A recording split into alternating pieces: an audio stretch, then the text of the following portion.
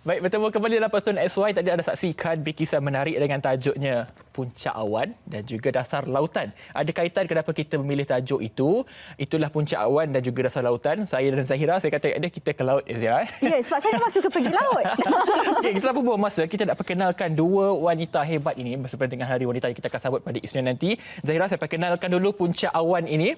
Yang kenapa tajuk kita Puncak Awan, saya perkenalkan FO Nur Wai Hidayah Muhammad Rasidin, Juruterbang Malaysia Airlines MAS. Kalau anda dapat saksikan, kalau tengok muka betul-betul, inilah dia wajah wanita yang melambai ketika tibanya vaksin COVID-19 Sinovac daripada China. Apa khabar?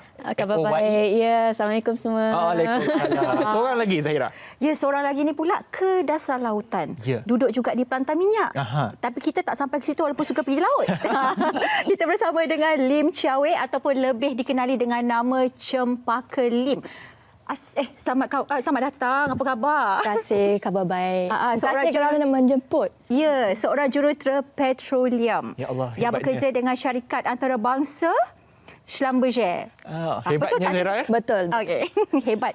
Saya kadang-kadang macam bila jumpa dua tetamu yang hebat ni, apatah lagi wanita, mereka ini belum lagi mencapai usia 30 tahun. Ya. Tapi telah pun mencapai pelbagai kejayaan dan sebagainya. Elok saya mulakan dengan FOYE sendiri sebagai juruterbang MAS sebenarnya. Ya, saya. Sebab saya melihat last week, minggu lepas, saya tengok bila tibanya vaksin Sinovac daripada Beijing, China itu, saya melihat FO sendiri melambai.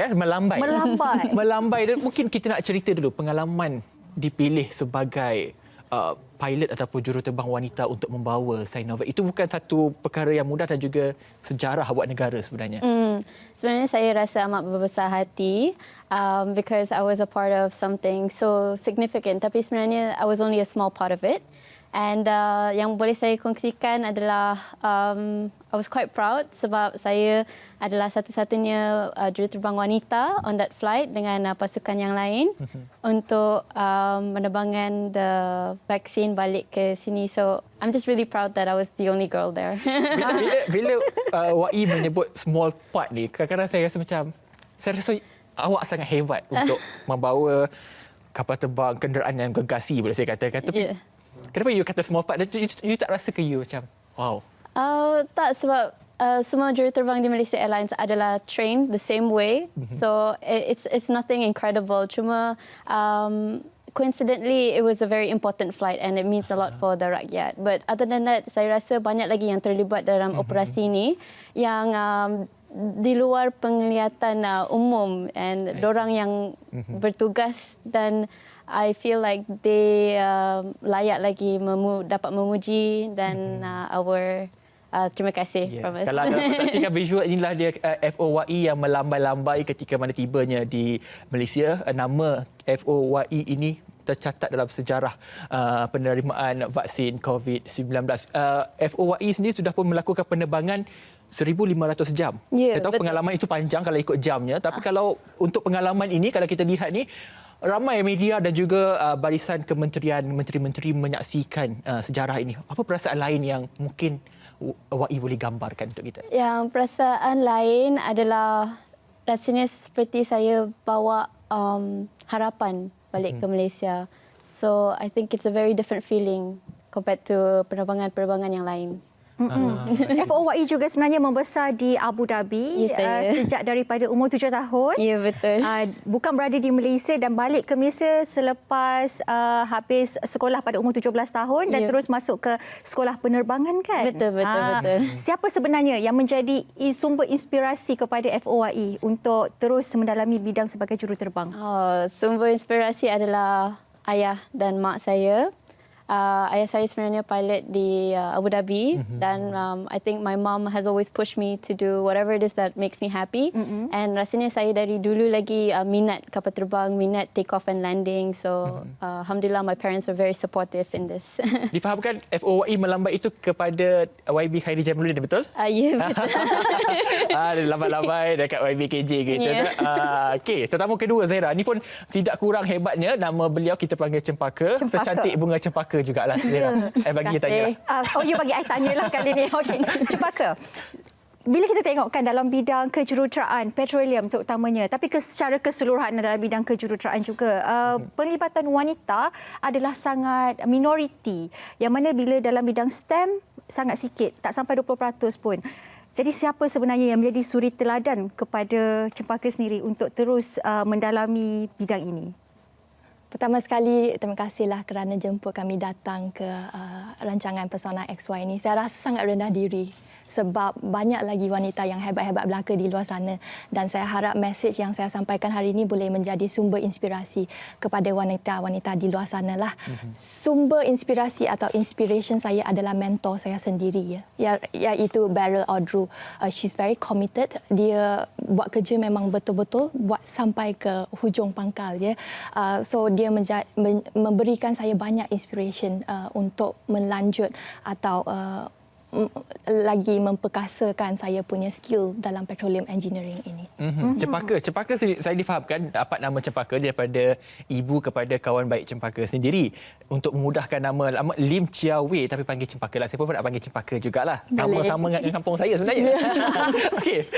Cempaka, kita tak tahu juga kalau kita lihat kalau bekerja di lautan ni kebanyakannya adalah lelaki, dan juga banyak kalau saya lihat pekerja-pekerja wanita dalam bidang ini, selalunya mereka ni kelihatan lebih ganas, lebih ke arah lelaki, tapi Cempaka tu dah buktikan sebaliknya. Mungkin Cempaka boleh ceritakan situasi dekat laut, sebab kalau saya tengok keadaan dekat laut tu sangat menggerunkan ya Zahira. Mungkin ada cerita yang kita nak kongsikan dekat sini. Ya, betul, tapi working dekat offshore, bekerja dalam bidang oil and gas ini always been my dream. Memang saya punya impian nak kerja dekat pelantar minyak ini. So bila saya pakai coverall daripada Schlumberger tu, saya rasa sangat powerful, rasa sangat empowering. Tapi bila balik dekat darat tu, dia jadi macam perempuan balik lah. Maknanya bila dekat pelantar minyak tu memang kena jadi macam sebab semua orang pun lelaki kan, kita jadi macam sador sikit. Sador sikit rasa saya. Tak cukup sadar ke? Tak cukup sadar lagi. Okey, bila terlibat dalam bidang sains juga, tadi kata seorang wanita juga yang menjadi sumber inspirasi kan. Bagaimana nak cope dengan cabaran ketika berada di pelantar minyak itu? Okey. Saya rasa kan kita kerja dalam bidang apa-apa saja ada cabaran dia kan. Macam jadi host, jadi pilot, semua ada cabaran dia sendiri. Bagi saya, kalau kamu buat satu benda tu kena betul-betul minat. Kalau kamu minat, insya-Allah kamu akan pergi jauh dalam apa yang kamu buat. Macam FOYE sendiri, kalau kita lihat betul lah bukan mudah yang dikongsikan tadi berkenaan dengan perjalanan daripada China ke Malaysia sendiri menjadi satu sejarah penting. Namun kalau boleh tanyakan, kalau pun bukan daripada pengalaman ayah sebagai pilot juga, adakah FOYE memang nak jadi juruterbang atau ianya ditentukan by design daripada ayah ataupun ibu itu sendiri? Rasanya memang nak jadi pilot kot, sebab saya betul-betul suka travelling, saya suka change of environment and everything. So yeah. Ini memang kata darah dagingnya memang nak jadi pilot juga, terbang juga. Okey, masa nak membawa vaksin Sinovac tu daripada China kan, kita difahamkan ada latihan-latihan tertentu yang perlu setiap juruterbang itu lalui. Mungkin boleh kongsikan dengan penonton kita dekat rumah, apakah latihan amalinya dan berapa lamakah tempoh masa yang diambil untuk melakukan latihan tu? Sebenarnya untuk ambil the Sinovac vaccine, there was no prior latihan for the pilot itself. Sebab penerbangan itu adalah sama dengan penerbangan-penerbangan yang lain, mana keselamatan para penumpang dan anak kapal dan kargo is always our first priority. So the latihan actually, the flight was the same with every other flight. We are trained, all of our pilots at Malaysia Airlines has been trained properly for the flight. So in that sense, there was nothing out of the ordinary. We were just macam mana? We were just made aware of the cargo. Itu sahaja sebenarnya. Ke ada serta-serta ketinggian yang perlu pilot alert masa bawa vaksin tu? Tak ada. Actually, cuma suhu dia. We have to monitor. Selain daripada suhu, in case of any emergencies, apa yang perlu dibuatkan in that moment. But yeah. Itu sahaja. Saya pasti ramai yang merindui nak naik kapal terbang bila FOYE menceritakan pengalaman naik kapal terbang. Sekejap lagi saya nak minta FOYE sebut announcement atau pengumuman naik kapal terbang. Sekejap lagi kita akan umum untuk penerbangan Personal SY ni. Tapi kita transit kejap, jangan ke mana-mana. Kembali selepas ni adalah Personal SY. Belum lagi lah saya. Belum transit lagi. Terkejut sekejap saya. Okay, kita kembali semula kepada Cempaka sendiri. Ya. Kalau Cempaka, kalau kita lihat pengalaman ke laut itu sendiri, sebenarnya bukannya mudah, Zahira. Kalau kita berdepan dengan cabaran-cabaran cuaca misalnya. Sebab kalau FO sendiri menerbangkan kapal terbang dalam keadaan turbulence, angin dan sebagainya. Kalau di lautan sendiri, bagaimana keadaannya kalau Cempaka boleh ceritakan? Sebab kalau saya join simulasi di Petroscience misalnya, itu pun dah cukup takut dah sebenarnya. Macam mana pengalamannya tu? Okey, saya punya position adalah sebagai jurutera produksi atau jurutera pengeluaran ya. So kita punya tempoh bekerja tu adalah daripada 6 pagi sampai ke 6 petang. So kita memang kena duduk boat daripada platform pergi ke satellite platform atau kita panggil sebagai unmanned platform lah kan. So kita tengok keadaan, kadang-kadang bila laut bergelora tu takut juga ada orang macam mabuk laut kan. Tapi I'm thankful saya tak ada mabuk laut. So kita memang ambil boat lah pergi keluar ke satellite platform tu. Kalau Cempaka duduk di tengah lautan tu, di pelantar, berapa lama selalunya masa yang diambil untuk duduk di pelantar dan juga apa rutin yang Cempaka kena buat daripada pagi sampai ke malam? Okey, kita macam saya selalu saya pergi atas project base. Kita pergi selama 2 minggu atau 3 minggu dan sebagai production engineer tu saya pergi, kita ni pasukan saya ni diibaratkan sebagai doktor telaga minyak. So istilahnya doktor telaga minyak. Ya, doktor telaga minyak. Telaga minyak tu memang ada yang dah uzur dengan ada masalah. So pasukan saya akan pergi tengoklah apa masalah dekat telaga minyak tu. Lepas tu kita carilah cara untuk menyelesaikan masalah dekat telaga minyak tu. Cempaka sendiri pernah pergi, saya difahamkan pernah pergi ke Thailand. Mungkin negara lain mana lagi yang Cempaka pergi untuk kita panggil sebagai menilai keadaan telaga dekat sana? Saya pernah pergi kerja dekat Oman. Itu adalah fasa yang paling mencabar sekali. Kenapa bagi saya. Sebab saya pergi kerja dekat Oman tu adalah satu training proses. Ya, saya kena kerja selama 6 minggu non-stop. Daripada 42 hari ya, setiap hari. Sabtu dengan Ahad juga. Tak ada cuti? Tak ada cuti. Kalau tidur kat pelantar minyak pergi mana? Tengok laut je lah. Juga betul tak? Tapi yang Oman tu dia adalah padang pasir. Padang pasir. Dekat Sahara. Oh, jadi bukan atas laut. Bukan atas. Oh, bermaknanya tak semestinya sebagai jurutera petroleum ni akan duduk di pelantar minyak tetapi juga dekat pasir. Betul. Dia ada dekat darat dengan ada dekat laut. Bergantung pada satu-satu tempat lah Ya, untuk mencari betul. minyak itu. Negara.